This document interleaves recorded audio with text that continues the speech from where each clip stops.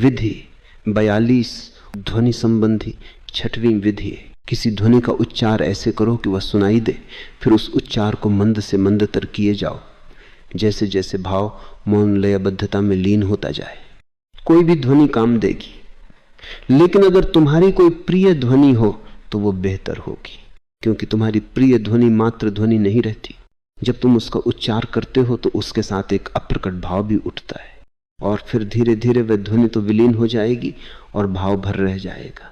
ध्वनि को भाव की तरह से जाने वाले मार्ग की तरह उपयोग करना चाहिए। ध्वनि मन है और भाव हृदय है। मन को हृदय से मिलने के लिए मार्ग चाहिए।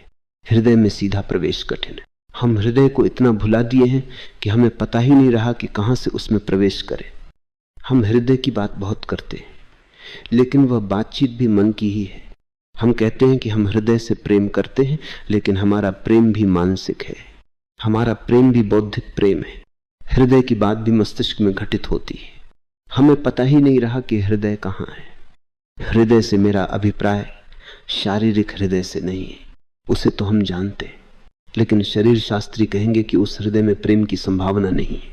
वह तो केवल पंप का काम करता है, उसमें और कुछ नहीं है, बाकी सब कविता है, स्वप्न है। लेकिन तंत्र जानता है कि तुम्हारे शारीरिक हृदय के पीछे ही एक गहरा केंद्र छिपा है।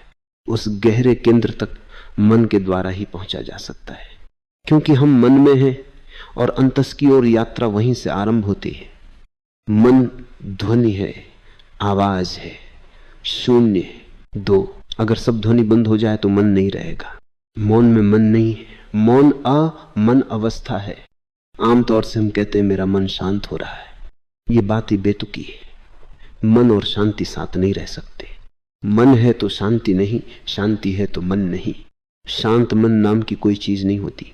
सच तो यह है कि मन जब विदा होता है तो शांति आती है, या कहो शांति आती है तो मन विदा हो जाता है। दोनों साथ नहीं हो सकते। मन ध्वनि है। अगर यह ध्वनि व्यवस्थित है तो तुम स्वस्थ चित्त हो, अगर अराजक है तो विक्षिप्त कहलाओगे। लेकिन दोनों ही में ध्वनि है, आवाज है।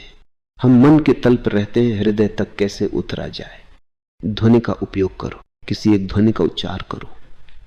अगर मन में अनेक ध्वनियां हैं तो उन्हें छोड़ना कठिन होगा।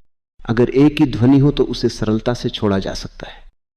एकाग्रता का यही उपयोग है। इसलिए अच्छा हो कि कोई नाम, कोई मंत्र लो जो तुम्हें प्रीति करो।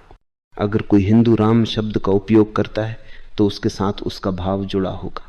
यह केवल शब्द नहीं रहेगा, उसकी तरंगे उसके हृदय तक जाएंगी। भले उसे इसका पता न हो, पर यह ध्वनि उसके रक्त में बसी है। यही कारण है कि दुनिया के दो सबसे पुराने धर्म, हिंदू और यहूदी धर्म, परिवर्तन नहीं मानते। वे आदि धर्म हैं, बाकी सब उनकी शाखाएं हैं।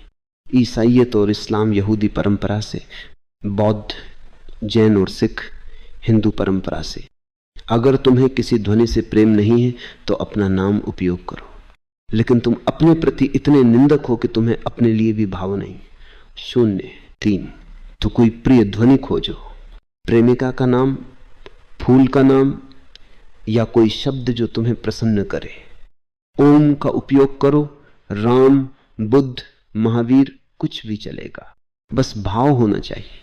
किसी ध्वनि का उच्चार करो कि वह सुनाई दे, फिर उस उच्चार को मंद से मंदतर करते जाओ। जैसे जैसे भाव मौन में लीन होता जाए, धीरे धीरे ध्वनि घटती जाएगी, भाव गहराता जाएगा, और जब ध्वनि लुप्त हो जाएगी भाव ही शेष रहेगा। वह प्रेम होगा पर किसी के प्रति नहीं। केवल प्रेम का भाव मानो तुम प्रेम के सागर हो। प्रेम जब किसी के प्रति नहीं होता तब वह हृदय का प्रेम होता है, जब किसी के प्रति होता है तब वह मस्तिष्क का। और ये केवल प्रेम, ये अनिवेदित प्रेम ही प्रार्थना बनता है। इसीलिए यदि तुम मुसलमान हो तो मुसलमान की तरह आरंभ करो, यदि ईसाई हो तो ईसाई की तरह। लेकिन जैसे जैसे गहराई में उतरोगे वैसे वैसे हिंदू, मुसलमान, ईसाई सब छूट जाएंगे। तुम केवल मनुष्य रह जाओगे। धर्म एक है, संप्रदाय अनेक है। संप्रदाय आरंभ है, धर्म अंत है। सीमित का उपयोग असीम के लिए करो।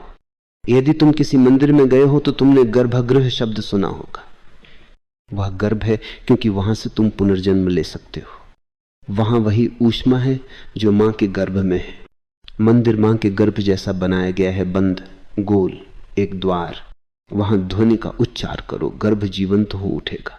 मंदिर कोई सार्वजनिक स्थान नहीं है, वो एक विशेष तरंग क्षेत्र है जहां हर तरंग ध्यान का माध्यम बन सकती है। अपने घर में भी ऐसा कोना बना लो, एक छोटा मंदिर। उसे किसी और काम में मत लाओ। धीरे धीरे वह स्थान तरंगित होगा, जीवंत होगा और शीघ्र ही परिणाम आने लगेंगे।